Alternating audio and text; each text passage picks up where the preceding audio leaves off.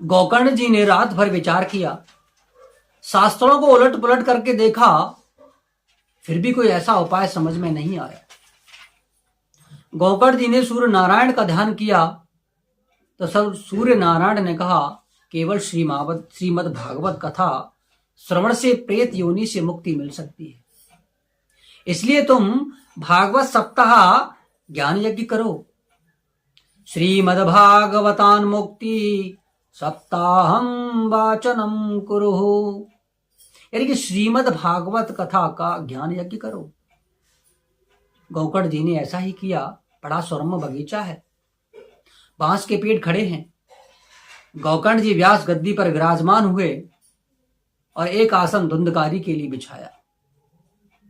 धुंधकारी जैसे ही आसन पर बैठता, हवा का तेज झोंका उसको उड़ा करके ले जाता। क्यों? क्योंकि प्रेत रूप था, क्योंकि ये तो हवा का रूप रहता है।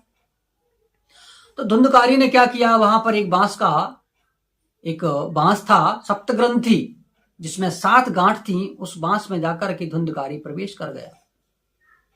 कथा पूर्ण होते ही 7 ग्रंथियां एक एक करके फटने लगी। उसमें बैठा हुआ प्रेतात्मा धुंधकारी देव रूप बन गया और हाथ जोड़ करके बोला कि हे गोकर्ण जी महाराज, धन्य है कि आपने मुझे प्रेतात्मा से मुक्ति दिलाई है। उसने कहा, धन्या भागवती वार्ता प्रेत पीड़ा विनाशनी, सप्ताहोपि तथा धन्य कृष्ण लोक फल प्रदा। धन्या भागवती वार्ता, यानी कि ये भागवत धन्य है जो प्रेत पीड़ा विनाशनी, जो प्रेत जो योनि है, प्रेत पीड़ा से मुझे नाश देने वाली है, प्रेत पीड़ा से मुक्ति देने वाली है, ऐसी भागवत कथा धन्य। भगवान के धाम से सुंदर विमान आया और धुंधकारी उस विमान में बैठ करके जाने लगा।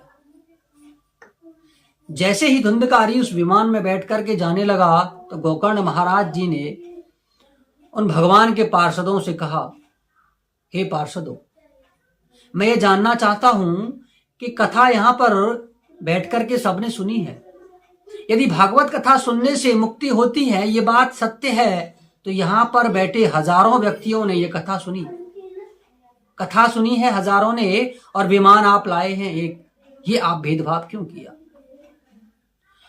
तो भगवान के पार्षदों ने बड़ा सुंदर जवाब दिया, श्रवणस्य विभेदेन फले भेदोऽत्र संसितः, श्रवणं तु कृतं सर्वैर्न तथा मननं कृतं।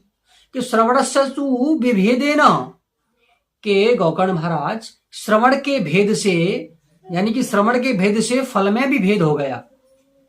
यानी कि भागवत वही है, लेकिन सुनने का जो तरीका है उससे फल में भेद हो गया।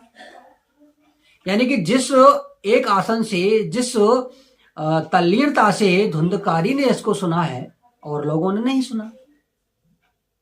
यदि आप कथा को दोबारा सुनेंगे और एक आसन से आप सुनेंगे तो निश्चित ही आपको भी वैकुंठ की प्राप्ति होगी, निश्चित ही आपके लिए विमान आएगा। कथा सुनने का नियम है कि पहले कथा को सुने, फिर उस पर चिंतन करें, मनन करें और उसके बाद में उस पर आचरण करें। ऐसा नहीं है एक कान से कथा सुनी और दूसरे कान से निकाल दी। कथा सुनने के बाद आपकी जीवन शैली में यदि कोई बदलाव नहीं आया तो इसका मतलब आपने कथा नहीं सुनी। और भागवत सुनने के बाद यदि आपका जो अभिमान है, घमंड है, वो चला जाए तो समझो आपने कथा सुनी है। तो अभिमान क्या है? यही तो धुंधकारी है। और गोकर्ण क्या है? यही विवेक है। तो ये कथा 7 दिन में ही क्यों होती है?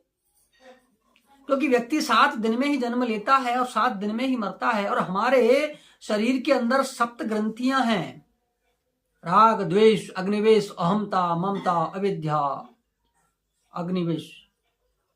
तो ये जो 7 ग्रंथियां हैं, ये कथा श्रवण से एक एक दिन की ग्रंथियां खुलती जाती हैं। और जिस दिन ये सारी ग्रंथियां हमारी खुल जाएं, समझो हमने कथा को सुना है। भगवान के पार्षद बोले, गोकर्ण जी आप फिर से कथा करिए तो निश्चित ही वैकुंठ की प्राप्ति होगी। तो श्रावण के महीने में गोकर्ण जी ने फिर उसी प्रकार भागवत कथा का आयोजन किया। श्रोताओं ने उस कथा को दोबारा सुना। वहां भगवान के पार्षद अनेकों विमान के साथ आए और गोकर्ण जी की कृपा से सभी विमानों में बैठ करके बैकुंठ को